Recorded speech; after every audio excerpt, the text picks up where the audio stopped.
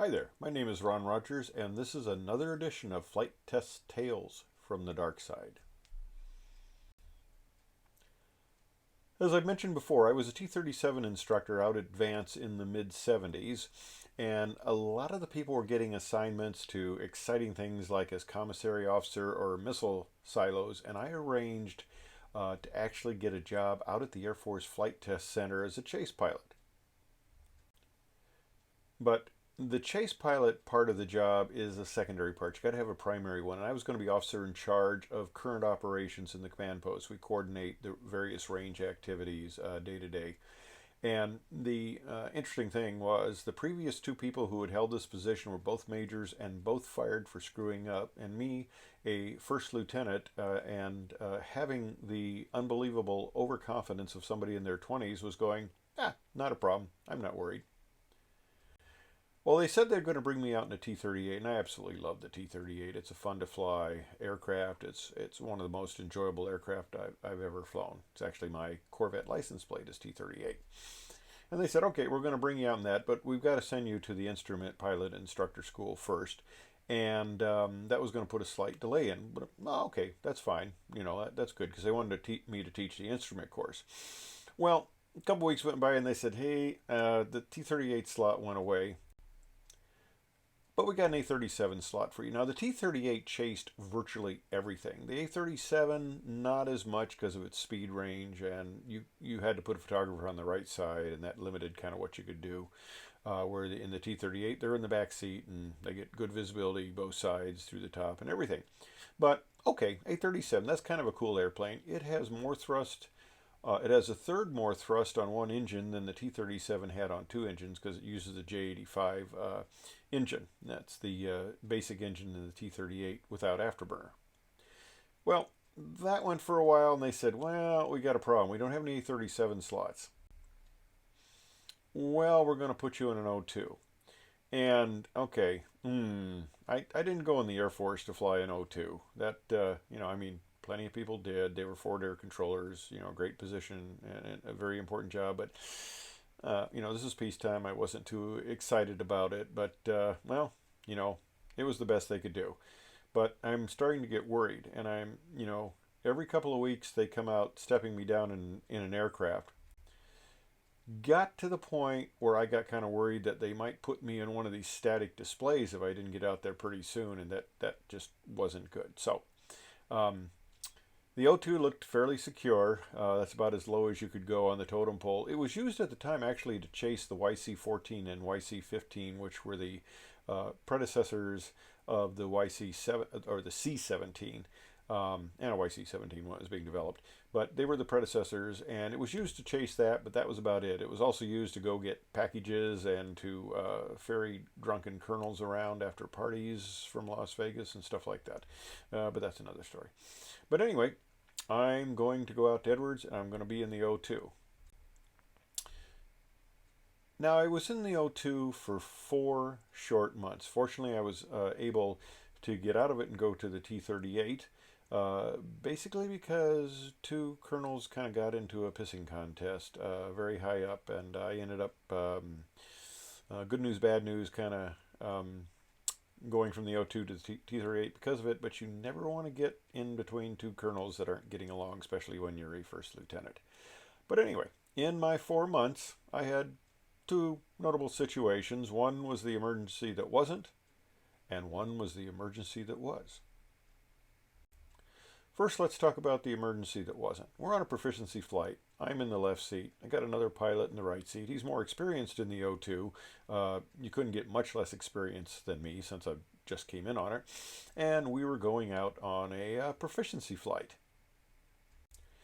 Now, I do the takeoff. We're climbing out. All of a sudden, there is a loud brrrr like that. It's shaking the airplane, noisy as can be.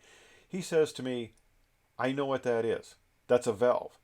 And I'm thinking, oh my gosh, we've sucked an engine valve in, and it sounds like it's coming from the rear engine, and I'm about to lose the rear engine.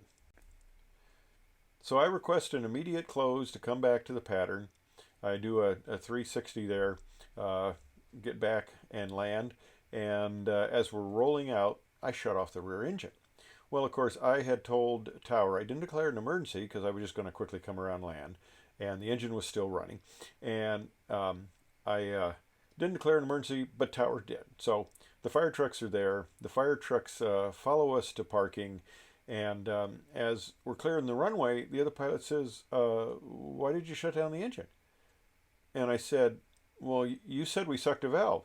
And he goes, "No, I said it was a valve problem." He says, "There's this little uh, diverter valve on the engine that if the air filter gets clogged, it opens up and allows unfiltered air into the engine. That's pretty typical of a lot of airplanes." And he says, "What happens if the spring breaks? It'll make just a horrible racket." And I go, "Oh, I'm so embarrassed. It wasn't a big deal. It was just a spring." Well, we're taxiing back in. We're taxiing to the ramp where they keep the O2s. We had two of them. And as we're taxiing up, I see the mechanic standing there, and all of a sudden, one starts to point, and the other look, and they start laughing. And they are just beside themselves laughing, and I'm going, well, this is not a good sign. As we pull up and stop, the mechanic comes up to the right side, opens the door, and he lifts up the extra length of seatbelt strap that was hanging outside the door and says to the pilot there, he says, "Is this your valve problem?" And it's like, oh, crap. So we go, well, we don't have a valve problem. And, well, we're on the schedule for a proficiency flight. Let's go out and fly. So he took the extra lap belt inside, and we called for taxi, and they said, "Weren't you just the aircraft that had an emergency?" And we go, "We got it fixed." And they go, "Well, okay." So we taxied out, we went and took off, and we flew around. We had a nice little proficiency flight, flew some patterns, came back and landed. Now, I went into work that afternoon as the officer in charge of current operations, and we needed to send an O2 across the hills there at Edwards down into Ontario or somewhere to pick up some part for another O2. And to get approval, of course, I had to go in and ask the wing commander if he could authorize it. So I go in there and I'm talking to the wing commander, and the ops officer is also in there, and the uh, the wing commander approves it, and the ops officer says, "Wait a minute, you're going to use that O2? Wasn't that the one that had the emergency this morning?" And the wing commander starts to get a little smile on his face. And I go, "Sir, would you mind explaining it, but can I leave first?" And he laughed, and we saluted, and away I went. Well, that was the emergency that wasn't. Let me tell you about the emergency that was. Now, I'm flying with Captain Frank Burke, who later became the chief of the B1 and then the B2 test force. And Frank was a very capable pilot, interesting guy to fly with, very intense individual, like a lot of them are out there. You don't get out to Edwards if you're a pussy.